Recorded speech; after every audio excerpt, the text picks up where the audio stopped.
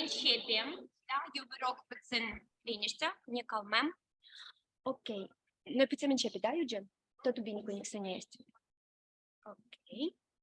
Good afternoon, dear students. Good afternoon, our honorable guest, Mr. Professor MIYAKE. We are very glad to see you here in virtual space, but we're very glad that we have this unique opportunity after the autumn meeting was cancelled, okay, due to the weather conditions. But we're very glad that today we have this kind of communication.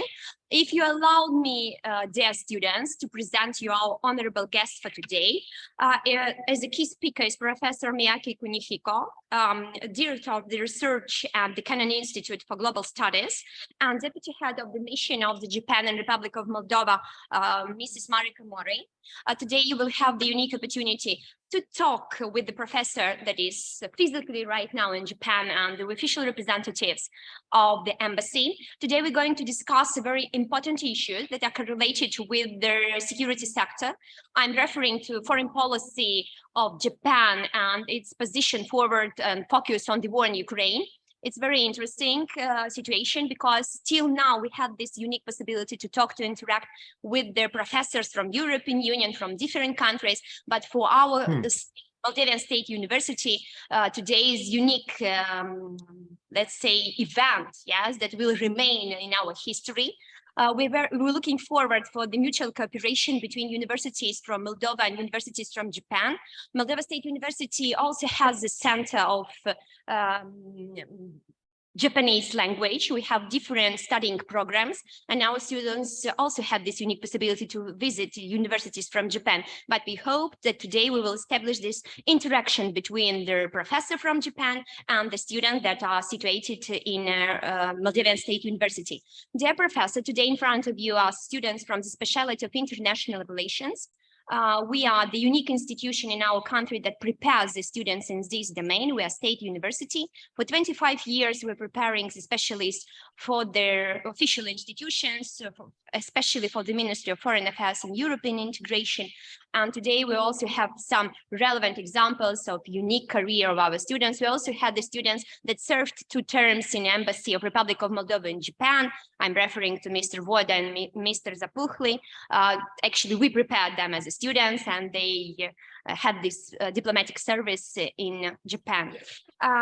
If it's possible, I will add some introductional words about our country. I think that you know already that Republic of Moldova is not only can sum of security sector, but also provides security already in European Union, and we already managed, and we have this good example of managing the refugee crisis with the beginning of this conflict, invasion of Russian Federation to Ukraine. With I'm referring to the date of 24 February 2022, and right now we are the country in Europe with the biggest amount of the refugees from Ukraine per capita. I hope that today you will present us this very important and unique opportunity to see the point of view of Japanese specialists, director of the Research Institute, and I hope that together we will analyze different aspects of mutual interest and mutual cooperation between Japan and the Republic of Moldova. And at the same time, for us, it's very important to see official position of Japan in this conflict. Thank you very much. Mrs. Mariko, would you like to say some words before we start with Mr. Professor from the part of the Embassy of Japan and Republic of Moldova, please? Okay, thank you very much, Dr. EJOV, for this opportunity. I would also like to thank Professor MIYAKE for joining us from Japan. I'm very happy that today this opportunity has been materialized in this form, and I just would like to say a few words about Mr. MIYAKE, Professor MIYAKE. Professor MIYAKE is one of the most famous Japanese person in academies in this field of diplomacy, and he has been our colleague for a long time, but he has departed the Ministry of Foreign Affairs at some time, and he has been developing his own career in the field of research. And I hope, so he's very knowledgeable, but he also has a concrete experience in the diplomacy. So I hope you will enjoy his presentation, and I hope you can interact with him in this field of your interest in this field of diplomacy. Thank you. Thank you very much. Of course, we will enjoy, and for us, it presents a great honor that Mr. Miyake actually found the time for us and presenting very important aspects of Japan course in foreign policy in international relations.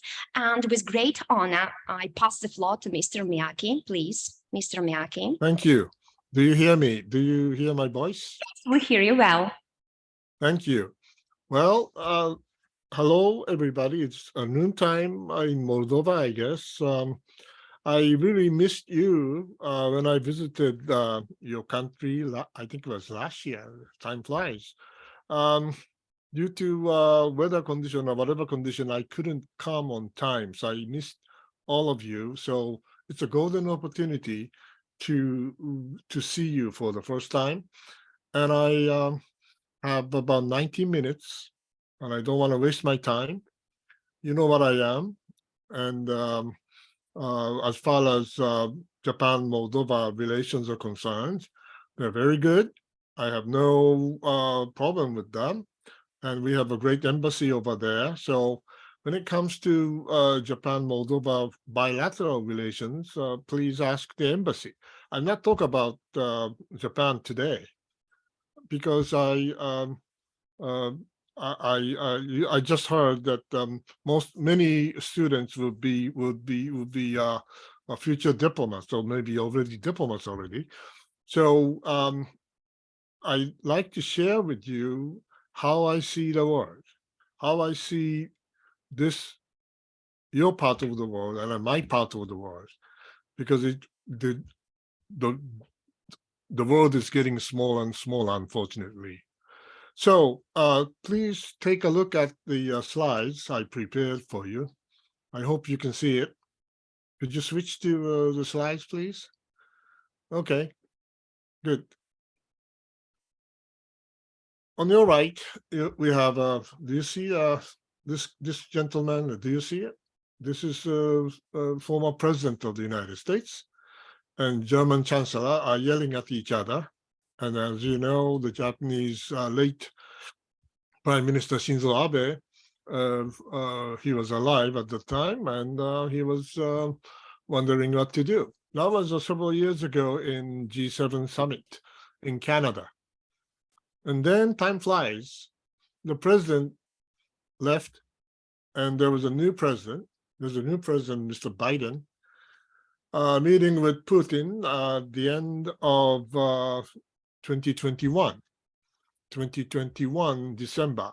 That's when I'm sure Mr. Putin had already decided to invade Ukraine. That's my reading. I don't know. I'm not 100% sure, but he might have done that. Then the war started. Some demonstrations in Tokyo, but it didn't work. Then in spring last year, we had the what we call Quad meeting, US, Japan, Australia, and India. The summit meeting was held in Tokyo as a historical meeting, but also a few weeks later, Japanese Prime Minister was invited to a NATO summit meeting in Brussels, I guess. So it was another historic moment. Then in our part of the world, former Speaker of the US House of Representatives visited Taiwan. And of course, the balloon was shut down earlier this year, I guess. Then President Biden visited Kyiv. So how should we interpret? How should we understand this? You know, this is what we are witnessing, but I'm not talking about the details. I'm talking about history today, and I want you to study history. I'm sure you are studying history, but the way I see it, how I see the world, I decided to use my Star Wars, my favorite Star Wars movies, posters, to explain how I see the world. And I hope we will not violate the intellectual property right of the United States. But number one, the poster on your left, the movie is entitled The Force Awakens. But I say it's not The Force Awakens. It is the dark side that again awakened. Dark side is the combination of unhealthy, nationalistic, populistic, discriminatory, unhealthy movement, political movement. Was represented by the former president of the United States. There are so many in Europe, so many in my country as well, and there's so many in other parts of the world. So that's number one, the dark side awakened. The second movie I'd like to share with you is the poster in the middle, the Star Wars, The Empire Strikes Back. I don't know whether this is my first Star Wars movie I saw in the 1980s, probably before you were born. It is not the Empire Strikes Back. It is the Empires, plural. The Empires Strike Back. You see those dark side elements. Of course, we can see it. We can see them in former empires like Russia, former empire of China, former empire of Persia, Iran. Those dark sides are awakening in those empires, old empires, and they are striking back now. So war in Ukraine is just one part of it. The empires strike back, not a single empire. Number three, the star posters on the right, episode 1. It says the Phantom Menace. Well, I would say this is not the Phantom Menace. This is the nuclear menace. Well, our neighbor, North Korea, is developing and weaponizing nuclear weapons. And unfortunately, they are deploying. So the menace is not phantom, but it's nuclear. And the nuclear weapons are being proliferated all over the world, unfortunately, whether you like it or not. So put them all together. What's the essence of the world today? This is the last poster, Star Wars Return of the Jedi. Well, it's not the return of the Jedi. It is return of nationalism.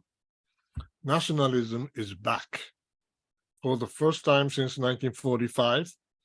And unfortunately, the nationalism sentiment will prevail in Russia, in Europe, in the United States, in Asia, in China, elsewhere. This is how I see the world today. Okay, so let's move on.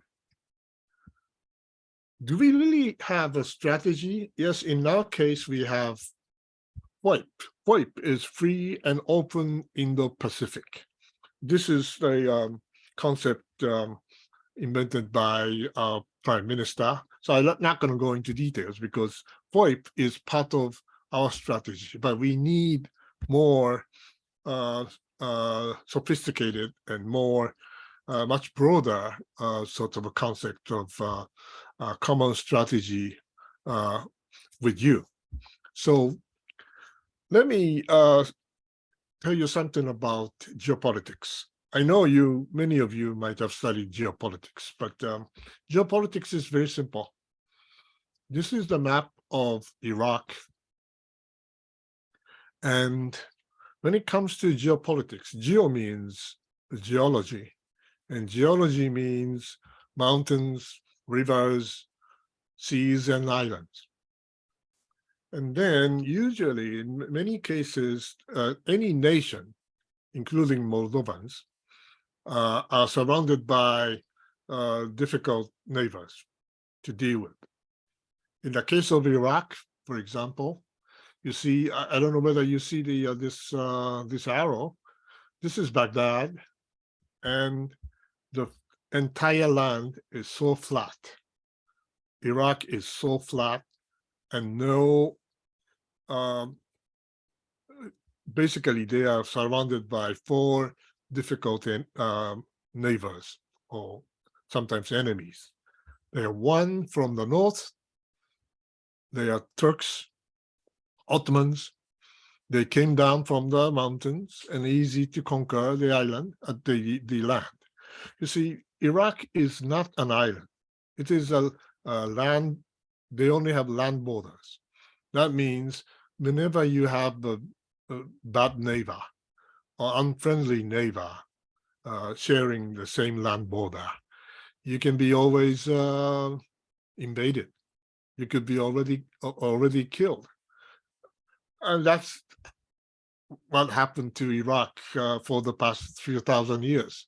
They have Persians in the east. The Persians live on the Persian plateau, and they can easily come down to the flat land of Mesopotamia. Persians occupied at least part of Mesopotamia more than 1,000 years. Then they have Bedouins from the south. Whenever they are starved to death, they come up to this fertile land with 2 great rivers. And finally, they have barbarians in the west. Now it is Syria bordering Iraq to the west, but historically, Greeks and Romans invaded the Mesopotamia for a long, long time. So as you see, Iraq is so flat, no maritime borders. They are not an island. They are not surrounded by the waters.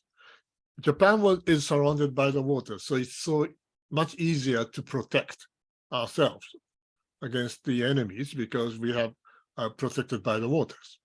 But in the case of Iraq, unfortunately, it was not that easy. So this is the geopolitics of Iraq. And also, I'd like to explain to you the concept of power vacuum.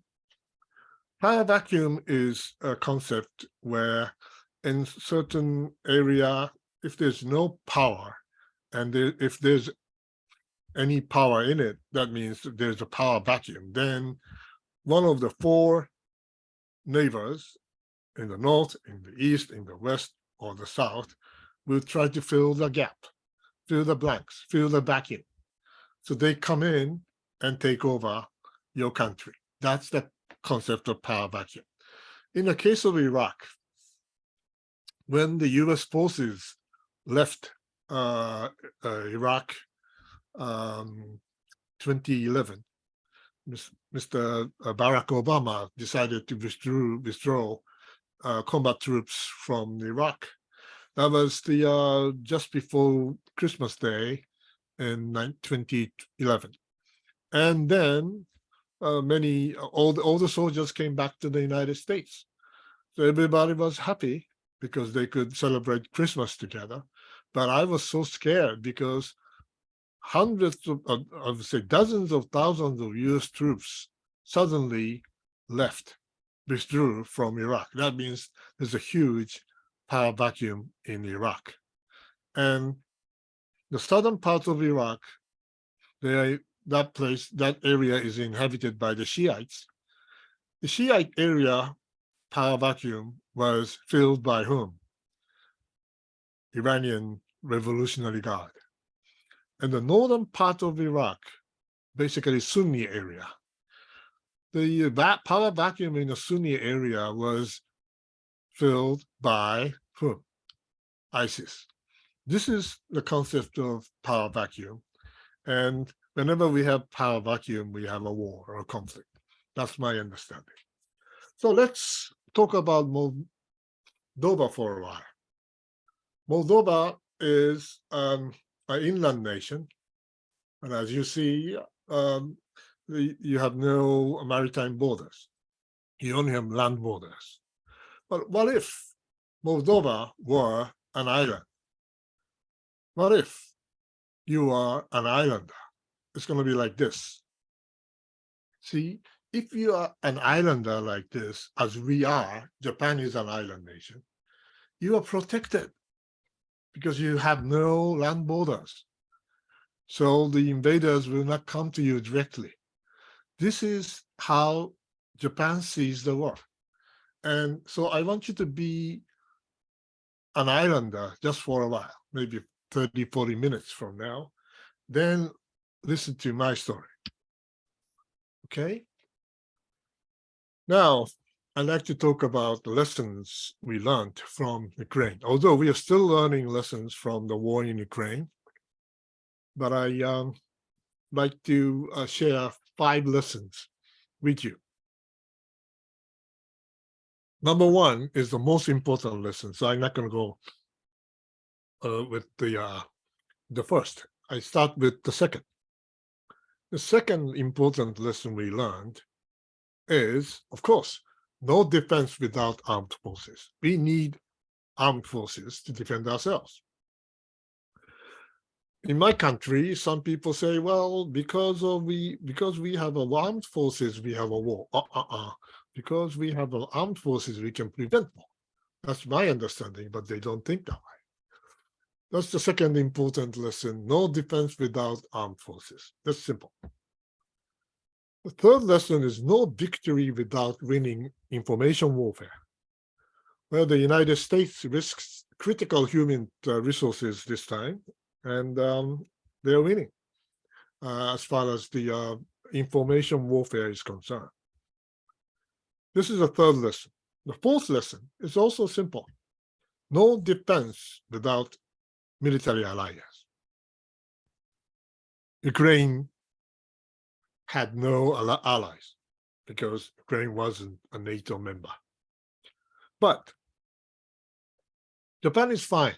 Why? Because we have alliance with the United States. Well, what shall I say? Alliance is not perfect. Alliance is not bulletproof. I mean, a silver bullet. Even if you have an alliance, if you don't bleed and try to defend your country, no allies gonna help you. This is the lesson, the fifth lesson I learned, because remember, August 15, 2021, it was the day of the fall of Kabul, Afghanistan. I hope you remember the picture, sad picture. Many Afghanis rushed to the airport and tried to get on the American military aircraft, and they couldn't. At that time, President of Afghanistan fled Kabul. Well, that's why Taliban took over. But in the case of Ukraine, President of Ukraine, he stayed. That's why we helped them. This is the difference. So even if you have an alliance, if you don't fight for yourself, allies are not going to help you. This is the fifth lesson I learned. But most important lesson, and we should keep in mind today, is this. You cannot trust experts on Russia. You see, last year, before the 24th of February, many Japanese Russia experts said, Putin will never invade Ukraine because he's not that stupid. Well, actually, he was. What he made is the strategic mistake for Russia. But The lesson is much more than that. See, to err is human and forgive divine. That's true. But dictators make mistakes.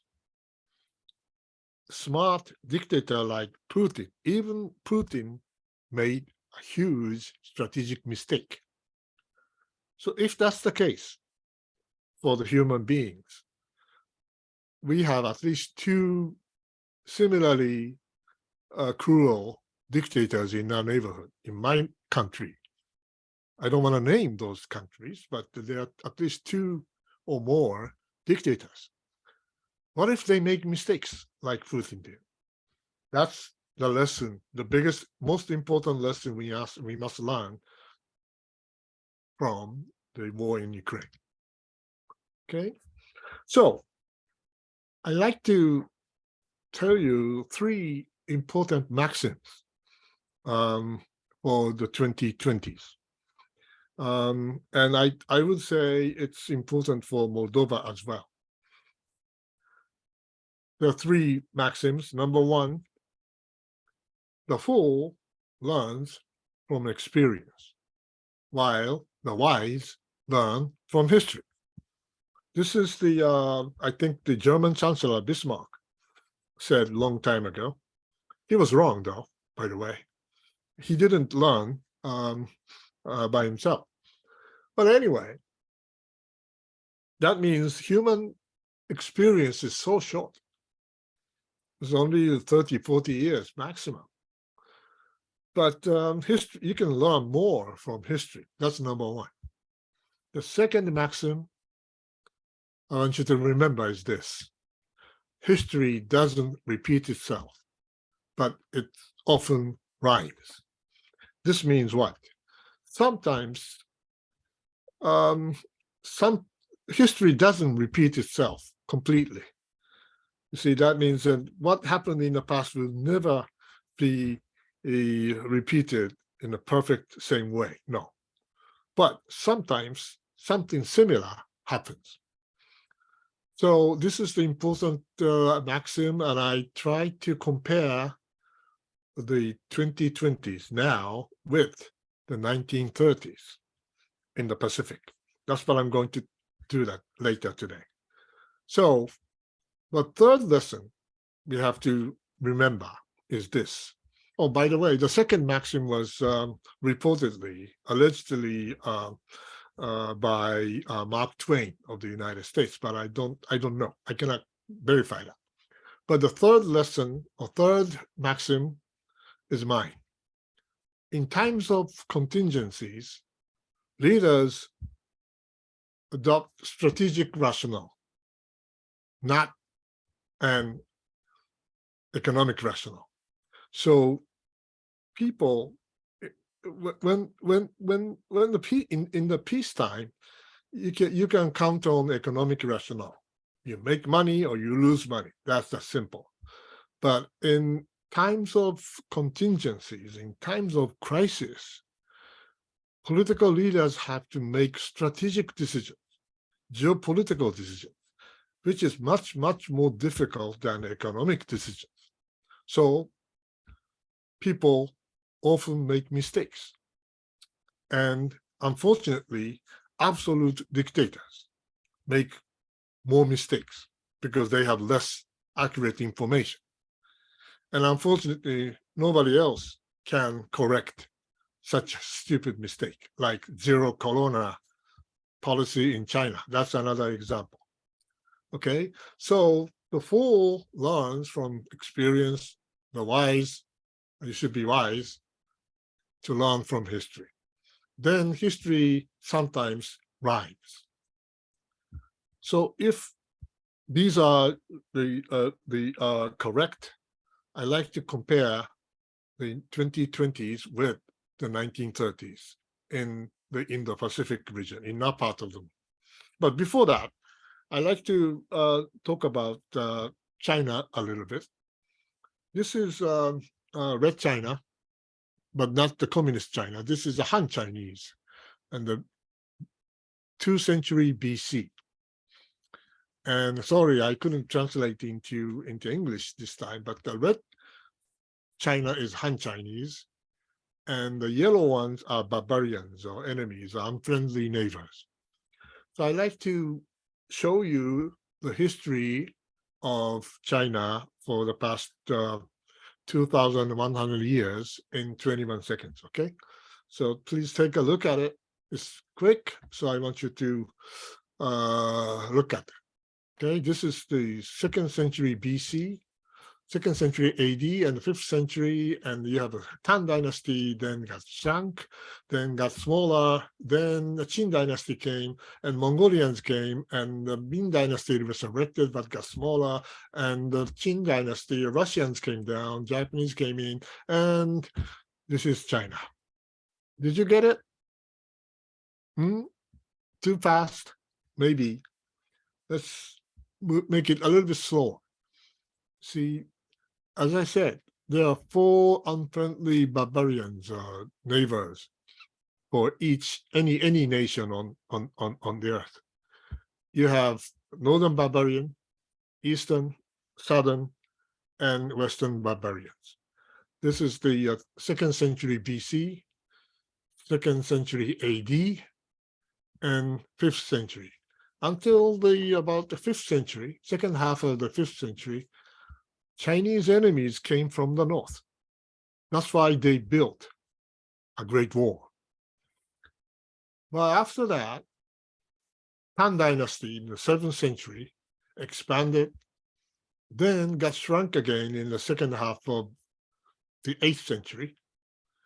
It's a golden, this is my favorite map because you see the corridor, red corridor between the motherland of Han Chinese and North Central Asia are sandwiched by Uyghurs and Tibetans. This is the geopolitical vulnerability of the Han Chinese. Then in the 11th century, the barbarians got stronger. That means China shrunk, Han Chinese shrunk. And shrunk further, then the yellow part is the Qin Dynasty. They are Manchurians. Then the entire Eurasian continent was taken over by the Mongolians in the 13th century. But by the 15th century, the Han Chinese resurrected. It's a Ming Dynasty. But Tataris, Tibetans, and Uyghurs all resurrected. So they came back. And Ming Dynasty got shrunk again because another Manchurian tribe got stronger, and Qin Dynasty was created in the 18th century. And the Russians took Vladivostok in the 19th century. Then Japanese invaded, and here it is. So, to make the long story short, the size of Han Chinese has been the balance between the strength of the Han Chinese and strength of the barbarians, neighbors. So when the neighbors are powerful, Han Chinese got smaller, and neighbors were weak, Han Chinese expanded. This is the history of China. But unfortunately, Chinese borders, land borders, basically, are now safe, very safe, because you have no trouble with the Russians. At least they are not enemies anymore, if not friends. Then they got Manchuria, they got Inner Mongolia, they have Tibet, they have Uyghur. So their land border is safe. So then why do they need so many aircraft carriers? Why do they need so many precision-guided missiles? Why do they need so many military budget? Well, it's very simple. The threat to Han Chinese doesn't come from land border anymore. The threat comes from the sea. most prosperous and vulnerable China is on the Pacific side, from Tianjin to Hong Kong. And the most important strategic asset Chinese need, is the sea lines of communication all the way to the Persian Gulf. And that sea lines of communication is challenged by the Japan-US security alliance. That's the security concept of China. That's my understanding. So let's move on. Second maxim I shared with you says history often rhymes. So what are the similarities and differences between the 1930s and 2020s in our part of the world? World War I gave Japan a fortune. We made a lot of money, we got richer, we became first-class country, we became a member of the League of Nations, but we got arrogant too. China is the same. War on terror, while Americans are fighting in the Middle East, China became richer, and they got proud of themselves, but also they got arrogant. Then economic difficulties came in the 1930s. The same in China. Now it's the bubble economy is ending, and the gap between the urban area and rural area is widening. So this is exactly what happened to Japan. 1931, we created a puppet state in Manchuria, and the League of Nations dispatched fact-finding mission to Manchuria, saying that well, what Japan did was wrong. So we got angry and we left. We walked out from the floor of the League of Nations, and we got isolated. The same thing seems to be happening when China started landfilling all the rocks and shores in the South China Sea. They created artificial islands, they call, and they became a military fortress. That's the beginning of China's isolation, and International Permanent Court of Arbitration in The Hague, made a judgment that Chinese claim is not based on the international law. It's the same as the Manchurian case for Japan. Then we had, in the case of Japan, Germany, Japan, Italy, tripartite alliance pact was signed, and then we went to war. Unfortunately, now Russia, China, Iran are cooperating each other. If not, it's a pact. So I'm not saying that history repeats. I'm not saying that the mistakes we made in the 30s, strategic mistakes we made in the 1930s could be repeated by the Chinese. No, I'm not saying that. But we have to be carefully examining what are the differences and what are the similarities between the 1930s and 2020s. Here in our part of the world, and also in your part of the world, are we revisiting history or not? These are the important lessons and questions that we have to ask today.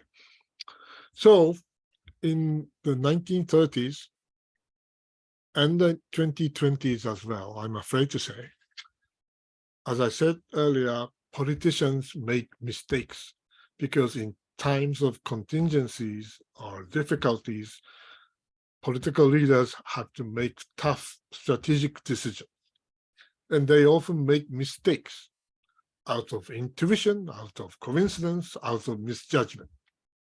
So they make mistakes, then they make a series of mistakes. This is very unfortunate, but we might be entering a similar era of mistakes out of intuition, coincidence, and misjudgment. That's what I'm most concerned about today. So accumulation of mistakes will create a new normal. And based on the new normal, the leaders continue making mistakes. That's the history of the 1930s. And I hope that the history of the 2020s shouldn't be the same. So why we are so interested in Ukraine? Why are we so interested in your part of the world? It's very simple. See, this is a map of the Northern Hemisphere. And let's look back on the history since 1945. First started a Cold War. The problem was Russia, of course, and the theater of operation was basically Northern Atlantic. This lasted until 1991, when the Soviet Union collapsed. And after that, you became independent again. Good.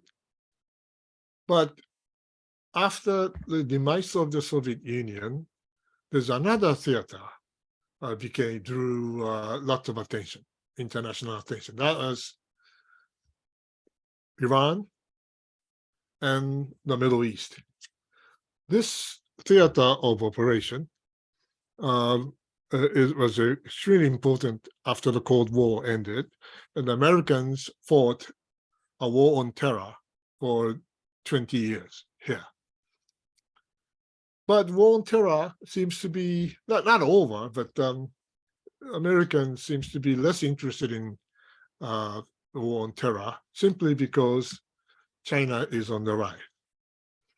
And when it comes to China, traditional theater of operation is this: Japan, Korean Peninsula, China, the Philippines, Taiwan, etc.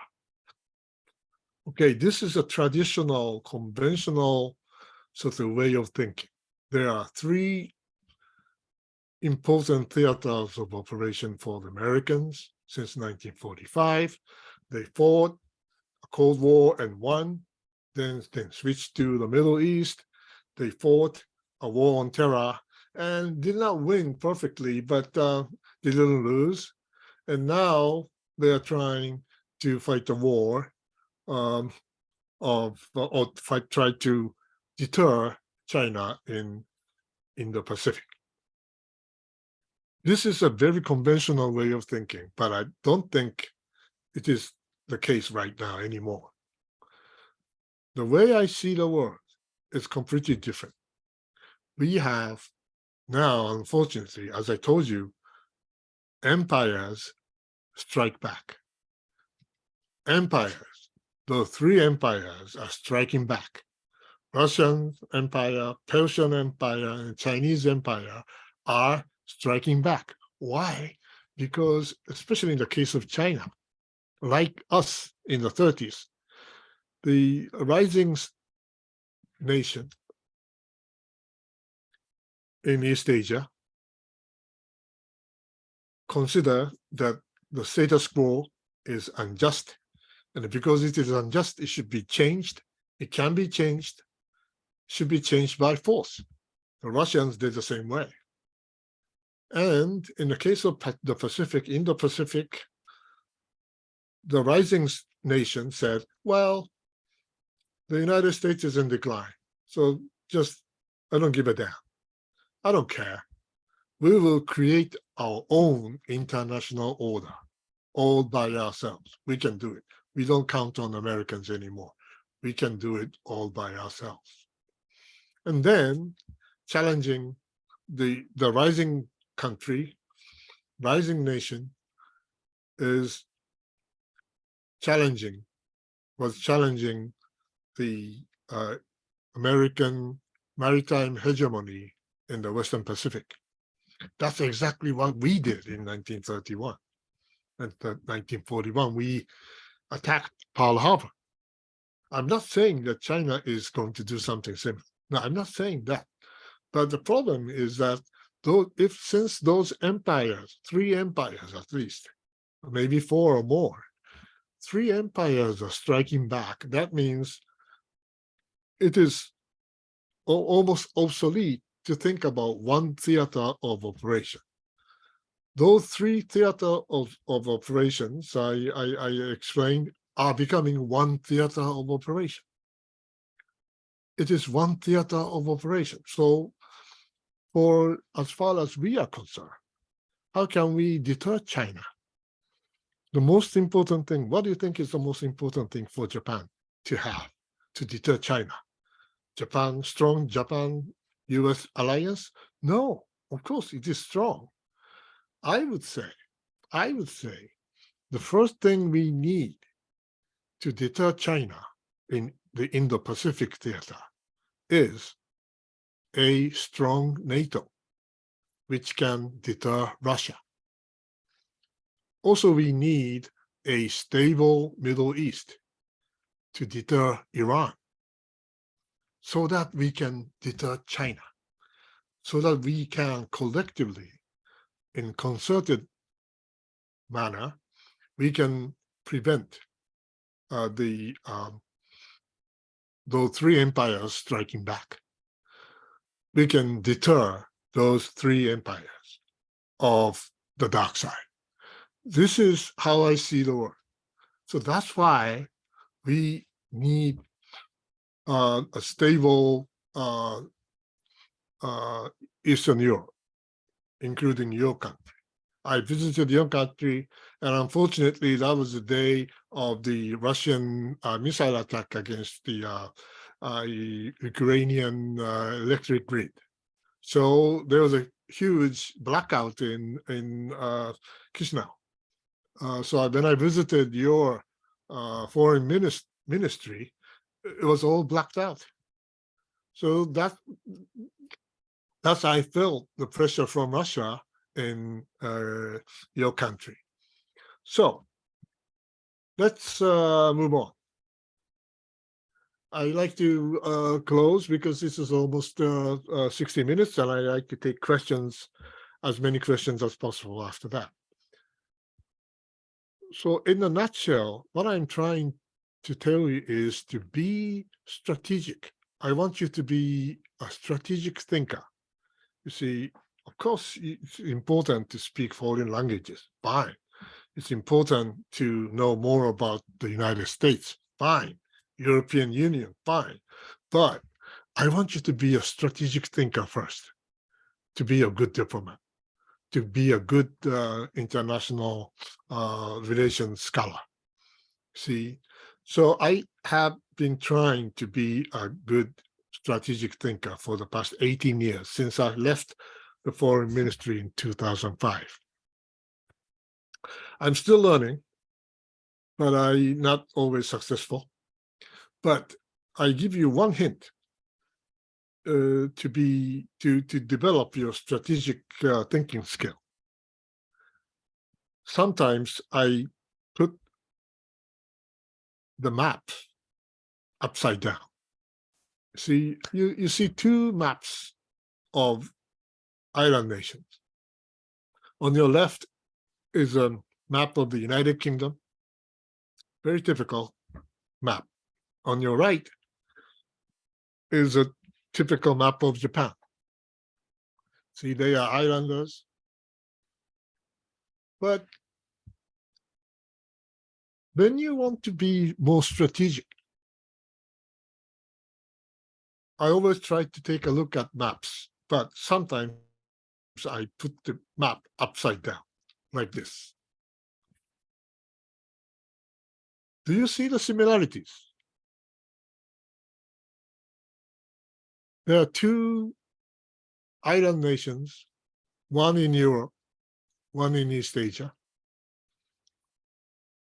Their island is not too far away from the continent, where the barbarians and monsters reside. It's so difficult to live with them. How could you maximize strategically? How could you maximize the strategic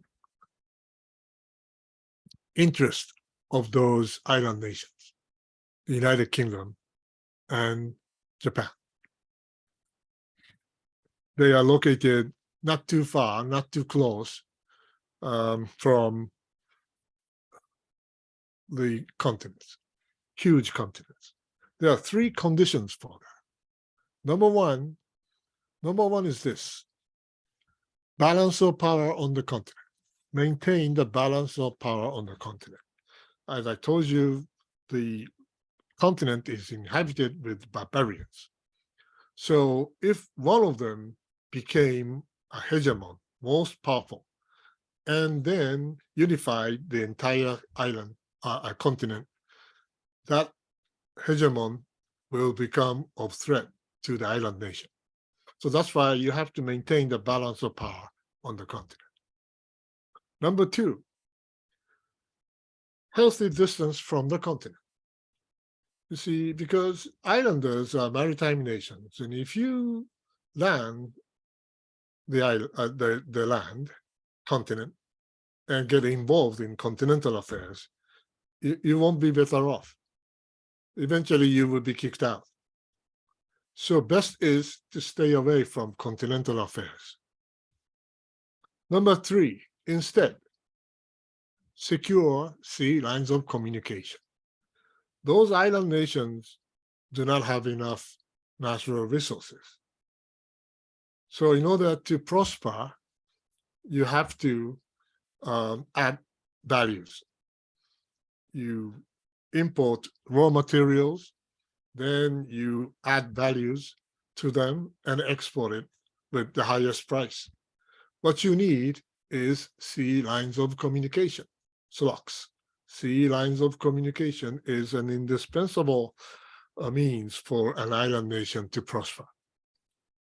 So in the case of Japan, oh, by the way, those three conditions are not my invention. This is the strategy of the United Kingdom vis-a-vis the European continent. In the history of Japan and another island nation, there are two island alliances, as I call. The first one is Japan-United Kingdom alliance at the turn of the 20th century. With the help from the British fleet, we could maintain the balance on Eurasia, maintain the balance between the Russian and Chinese empires. Then we could stay away from continental affairs with the help from the British fleet. Then we could secure sea lines of communication, and we prospered with free trade, and we introduced democracy. That's the success story of Japan before the World War I. But unfortunately, we made a stupid strategic mistake by switching from such an valuable island alliance with the United Kingdom to such non-maritime, continental alliance with such continental states like Germany and Italy. And we lost everything in the World War II. But fortunately, we went back to a second island alliance with, this time, the United States. What? United States is an island nation? Yes, it is. This is the biggest island nation on Earth. So with the help from the 7th Fleet of the US Navy, we could maintain the balance between the Russian communists and Chinese communists. maintain the balance between Northern and Southern Koreans. Then we could stay away from continental affairs, healthy distance from the continent, and most importantly, with the help from the US 7th Fleet, we could secure sea lines of communication once again, and we prospered with free trade once again, and most importantly, we regained democracy. This is not a coincidence. But unfortunately, our neighbor is such a huge nation, 1.4 or 1.5 billion people. So island alliance with the United States is not enough. So we are now seeking, trying to find another island alliance, probably this time with Australia. Australia is the second biggest island nation on Earth. And we might need British. We may have a second Japan-UK alliance in the future. So we deter former empire in our part of the world.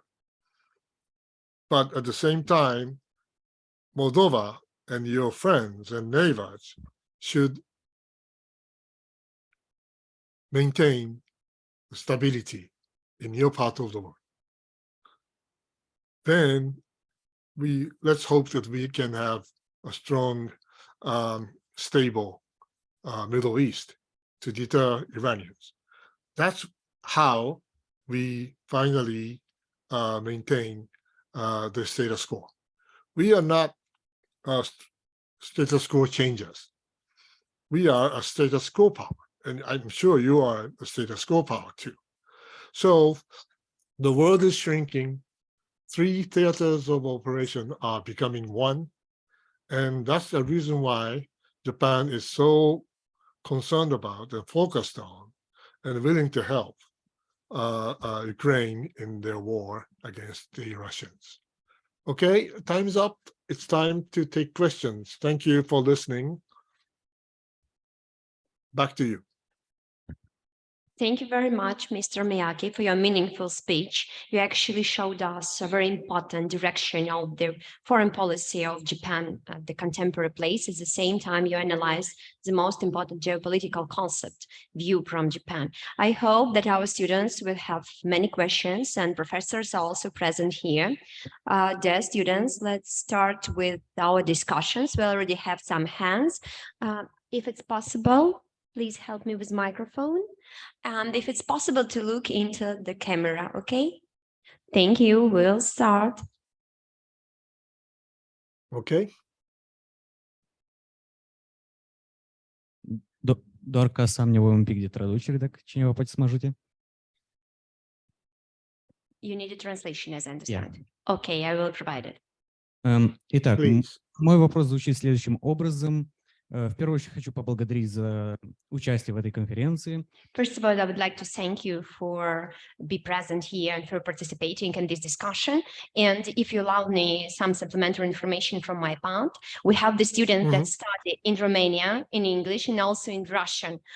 We have this Transnistria part, and we have very wide groups of minorities. That is why from the beginning of the independence, for 25 years, our faculty provides the studies also in Russian language. Almost the unique institution in our country that have this study process in 3 languages. Thank you.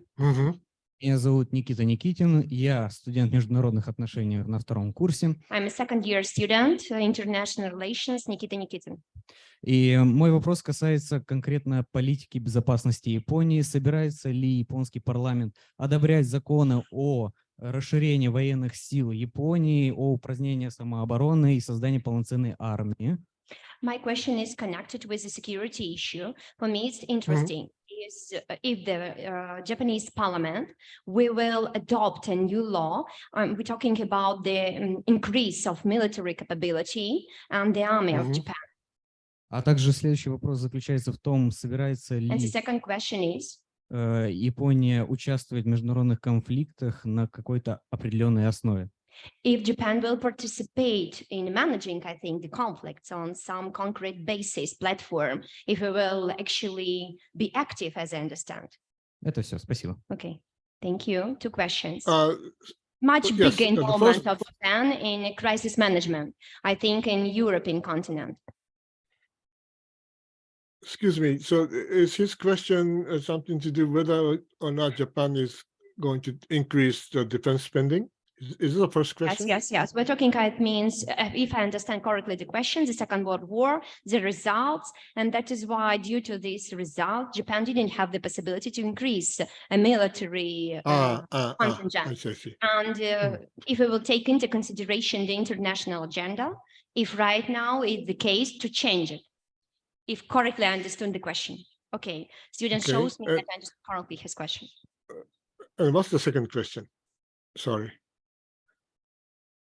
What was the second question, if I may? Second question, we are talking about the much more active participation of Japan, involvement of Japan on different platforms, perhaps UN platform or G7 or G20 Okay. in management of international Oh, I crisis. see. Okay.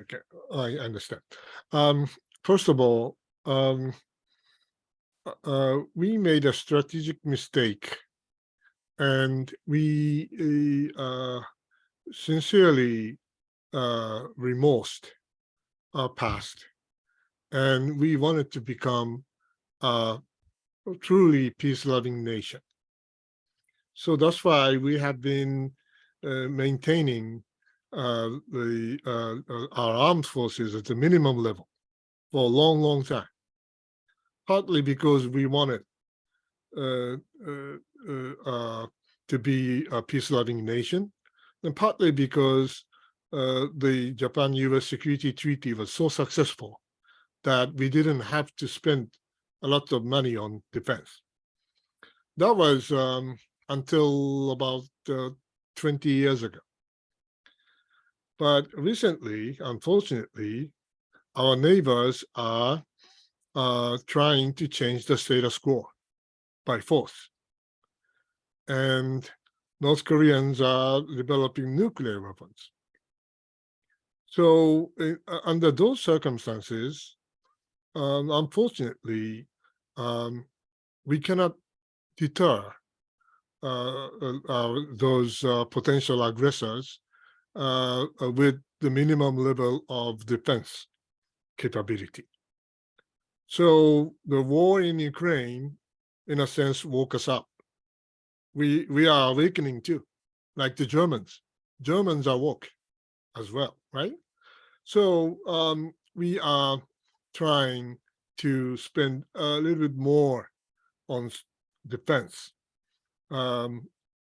probably approximately the same level as the ordinary NATO members, about GDP 2%.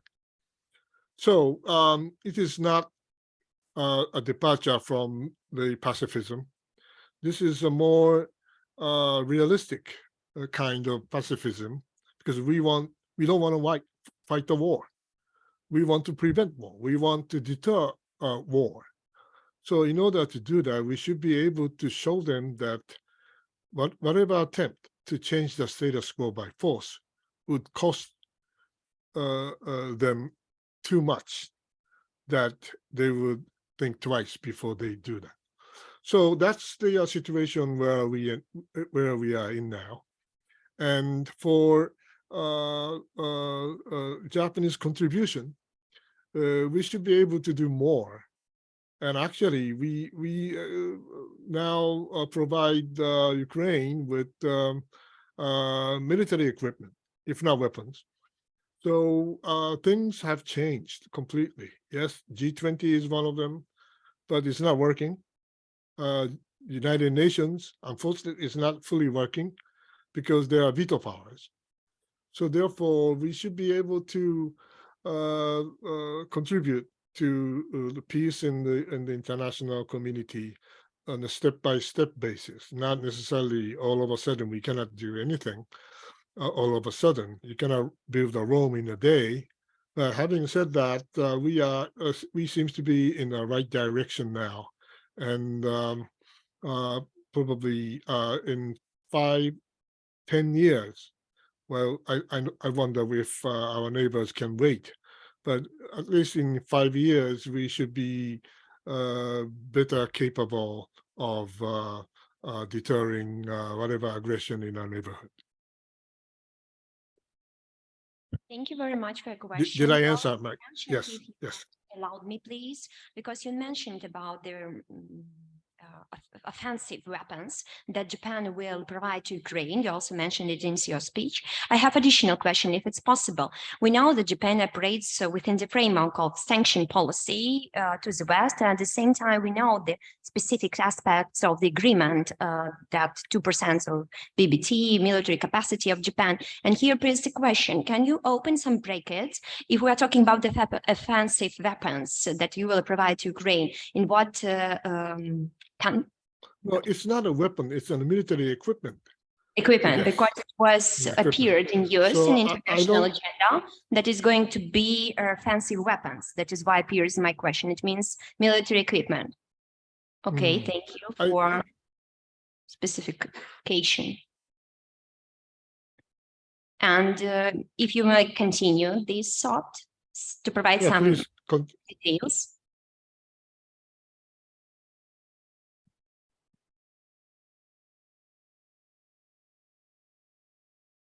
I'm sorry, if you may provide some details, as I told you already, that details. I think about to the offensive best of my weapons, knowledge, military it's equipment. not weapons. It's not weapons, but the equipment our Japanese self-defense forces are using, like bulletproof jacket or some military grade sort of medical or equipment or helmets or something like that. I do not know the details, but it is by the Japanese standard, it's a departure. It's a revolutionary because we have never provided any military equipment to any sort of parties in conflict so far before that. So we, in a sense, crossed the Rubicon, and our support for Ukraine is real, and quite a departure from the I would say 5-10 years ago. Okay, thank you very much for this information. We're talking about it means fake news on international level, but thank you very much for your answer. Please, dear students, we have another hands here in the room. Please help me, please. We have the lady here in the first line.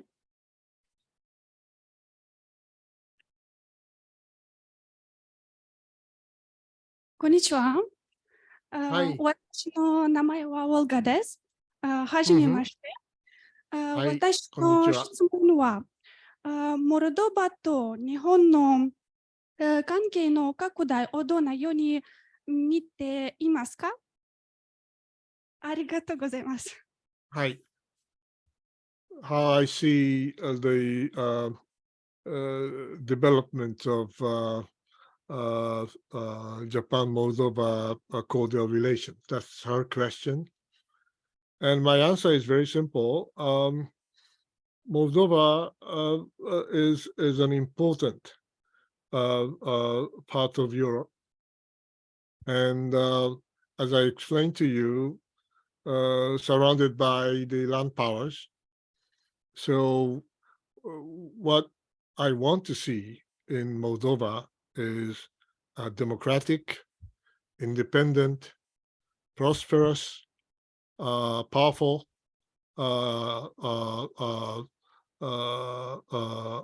and successful nation of Moldova with various cultural backgrounds. Fine. The point is that the stability is most important, and to that end, Japan is ready to work with you, not only for bilateral relations, but also for the stability in your part of the world. That's why we are cooperating with the NATO countries or EU, so that nobody in our neighborhood would try to challenge the status quo as Mr. Putin did last year. So Moldova for us is extremely important. That's why I visited your country recently. Arigatou gozaimasu. Hi. Thank you very much. It's great to hear Japanese from our students. I'm actually feeling very proud that they're representing their specialty. Thank you. I'm so glad too. We have another. Arigatou, Thank you very arigatou. much for appreciating it, dear professor. We have another question, please. Yes.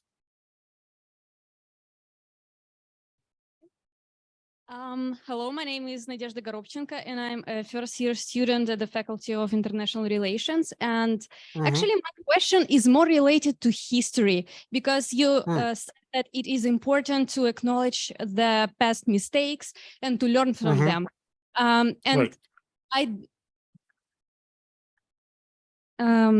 I can't find that much information on the internet about that, but I'm very interested about how the topic of the unit 731 is addressed in Japan. You know, about unit, what is that? What is that? Unit 700? I mean, what unit 731, which held the inhuman experiments during the war.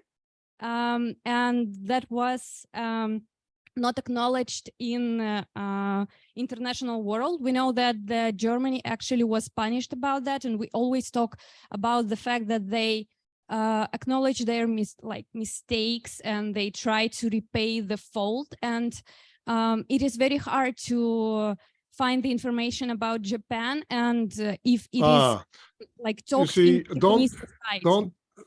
Don't mislead. Don't mislead by fake news or malicious propaganda.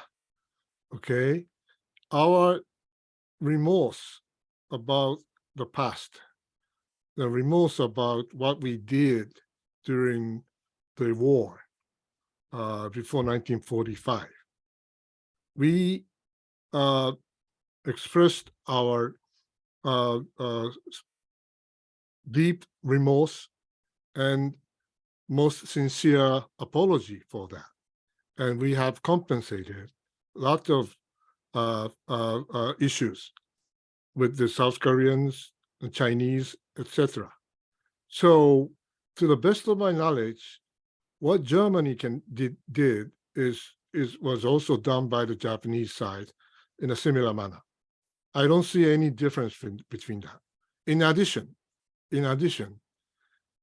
Japan is the only country on earth which apologized for the war and colonization. Ask any European nations, British, French, German, they never apologized for the war and colonization. Germans apologized, in a sense, for the Holocaust. Yes, I understand that. But they never apologized for the war. You see, so in that sense, I'm just trying to tell you that how sincere we have been trying to be. And we will continue to do so. And if you are hinting that Japan has not done the appropriate things for the wartime past, it's wrong.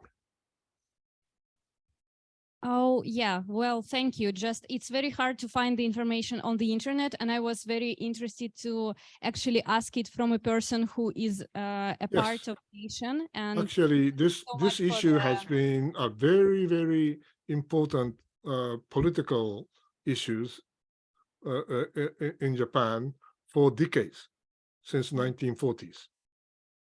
Yeah, and thank you so much. Okay. Thank you very much. Mr. Miyake, please help me. As I understand, United States also didn't apologize for the Hiroshima and Nagasaki. Am I right? No, Japan they didn't. was, as you told No. you, the unique nation that apologized for the results of the war, but you had a terrible part of the history and the results are feeling right now in a society. If we're talking about the nuclear weapons, we'll continue our discussion and nuclear threat that we have right now in Europe. You felt it in your own society, felt it in your own skin, the results of Nagasaki and Hiroshima. As I told you from the right beginning, if I am right, United States didn't apologize for these facts using the nuclear weapon against the nation. That's true. I said nothing wrong and nothing inaccurate. But at the same time, the United States and Japan had reached the highest level of reconciliation in, to the best of my knowledge, 2016, I guess, when US President Barack Obama visited Hiroshima together with the Japanese Prime Minister. He didn't apologize. He didn't say a word, but he showed the goodwill of the American, representing the American nation. By the end of the same year, Shinzo Abe visited Pearl Harbor, which we attacked in 1941, together with the same US President, Barack Obama. So that really made the highest level of reconciliation between the two nations, two formerly warring nations. And that could happen. And it happened between the Germans and the French as well. So did the German apologize to the French government? No, they didn't.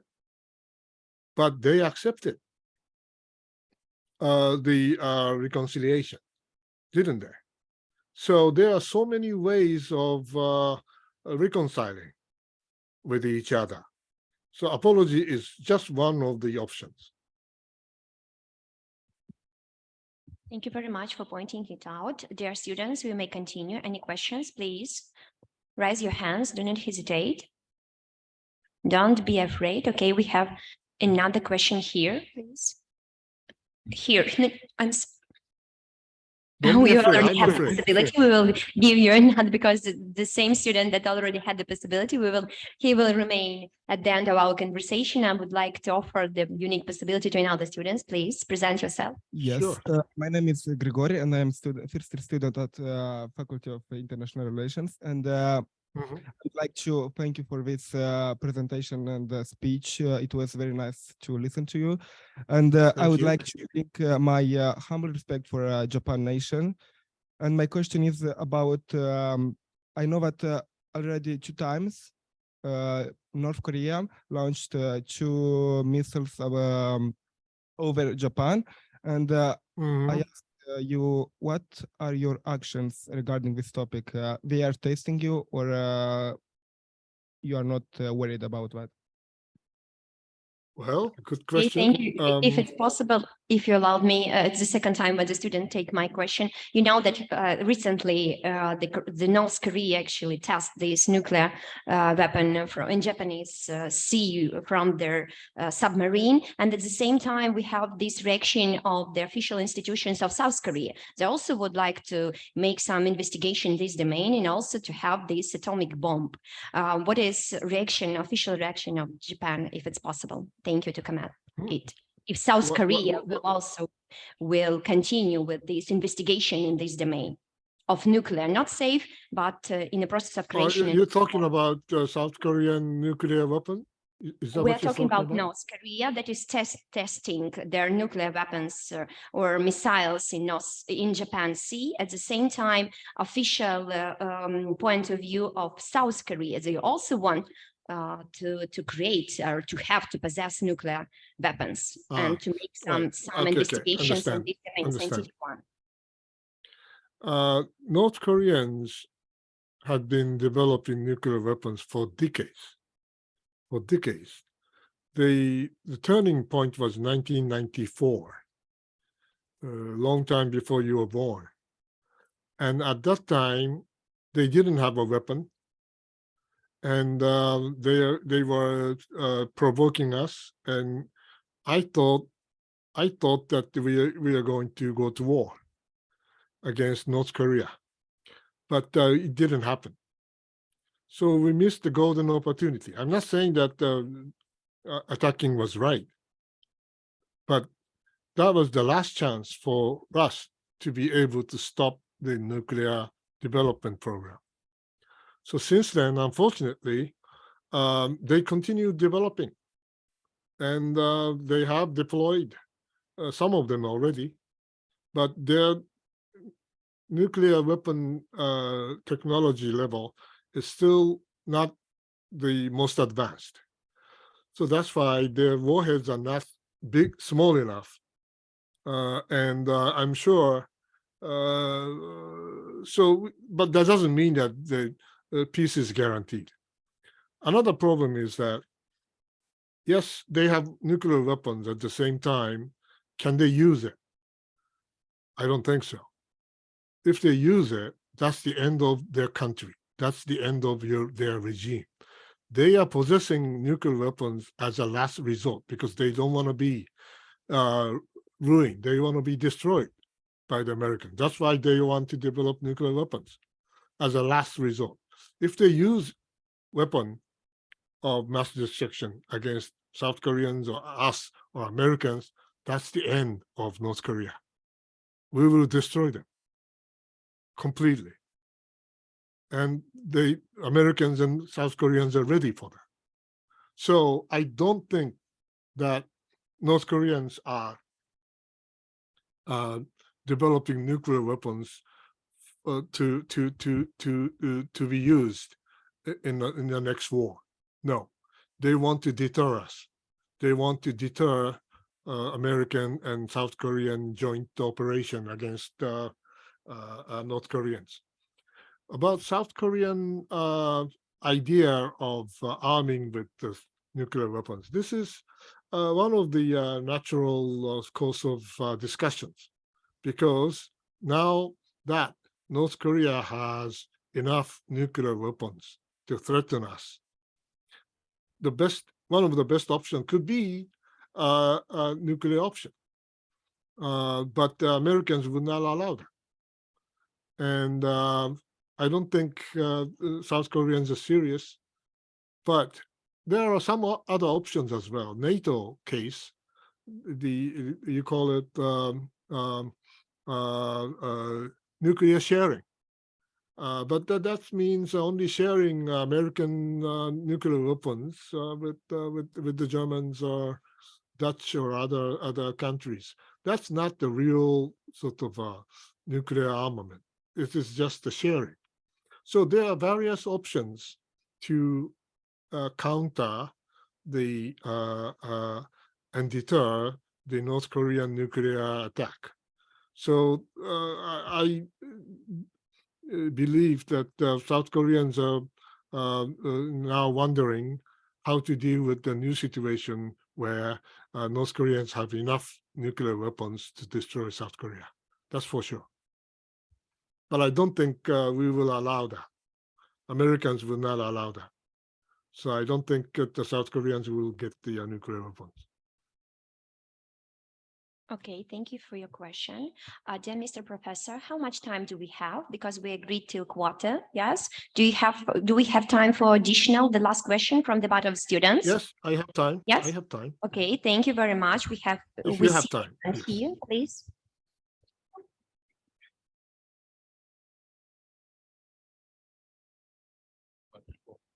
Hello, my name is Nick. I'm a second grade student, and I studied some of your history, and I want to ask about Miyamoto Musashi and his philosophy. He once said, what begins from yourself begins from your country. And does the Japan still feels that way? Does the feeling of your citizens and people of your country feels the same as their times? You're talking about the samurai spirit, Yeah. Miyamoto Musashi? That's a very good question. You see, the Miyamoto Musashi is a warrior and expert on Japanese swords, and so his philosophy is still with us to a certain extent, but he lived centuries ago in the past, and his legacy is still there. But don't imagine that all the Japanese soldiers or Japanese businessmen are like Miyamoto Musashi. At least I'm not one of them.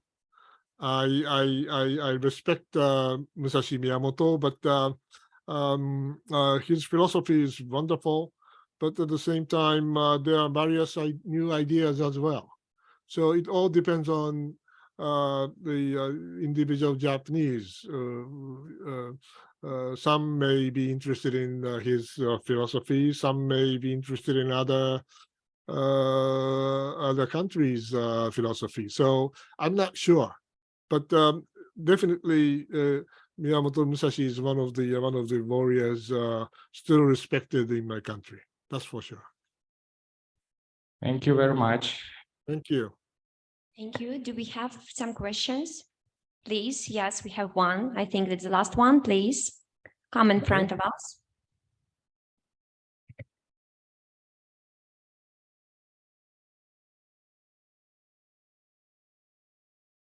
Hello, my name is Kirill Goncharov, second course of International Relations. I have a question for you. You've talked a lot about containment policy against China. What do you think about? Well, I'm not saying containing China. China is too big to contain. Nobody can contain them. Yeah, go ahead. How can you comment the status of relations between South Korea and Japan? Because there are a lot of misunderstandings about common history, about the past, and they can, for example, lead to broke the alliance between these countries. There are a lot of conflicts, diplomatic and historical background. How can you comment? What is your opinion? Well, you may probably know that the South Korean president is coming to Tokyo next week or this week. He is arriving on the 16th. And he made the right decision to normalize their relationship with Japan last week. It was a brave, a very intelligent, sophisticated decision-making, which I applaud. So yes, many neighbors have good times and bad times. Germans and French, Americans and Mexicans, or Americans and Canadians. They all have good times and bad times. But when it comes to South Korea and Japan, it takes probably longer. I refer to the US-Japan rapprochement or reconciliation by visiting Hiroshima and Pearl Harbor in the same year. That's one thing. But the reconciliation between South Korea and Japan will take longer. I can guarantee you that, because the what's being discussed now in South Korea is the issues which their previous military government has decided to do. So those progressive people are not happy with the military regime decisions, including the making a deal with the Japanese government in the 60s, 70s, and 80s. Their democratization started in the 90s. So it will take time. It will take time, but I'm confident that the South Koreans will and the Japanese will make friends again. It may take time. may take another year and another decade or two. At least for 20 years, you may have ups and downs, good times and bad times. But I'm confident that we will reach a comfortable level of reconciliation with the South Koreans. Maybe not before I die, but after I die, before you die, we will be in a much better shape in the future. That's my answer. Arigatou gozaimasu. Thank you. Thank you very much. Thank you, dear Mr. Miyake. I would like to express our deep thanks, gratitude for organizing this lecture. Too bad I was not there. I wish I could be there. In US, but you selected our university, Moldovan State University. We are a small country, but as you know already, we are sending the message that we are a small country, but with a big heart.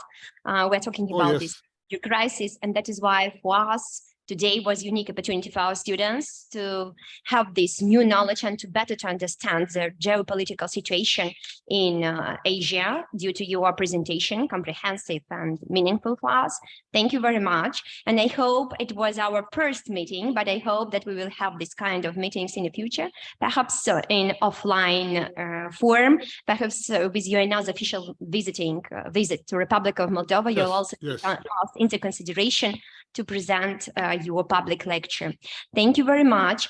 And having this unique possibility, I would like to express our gratitude to Japanese government, because Japan is the third biggest donator for Republic of Moldova.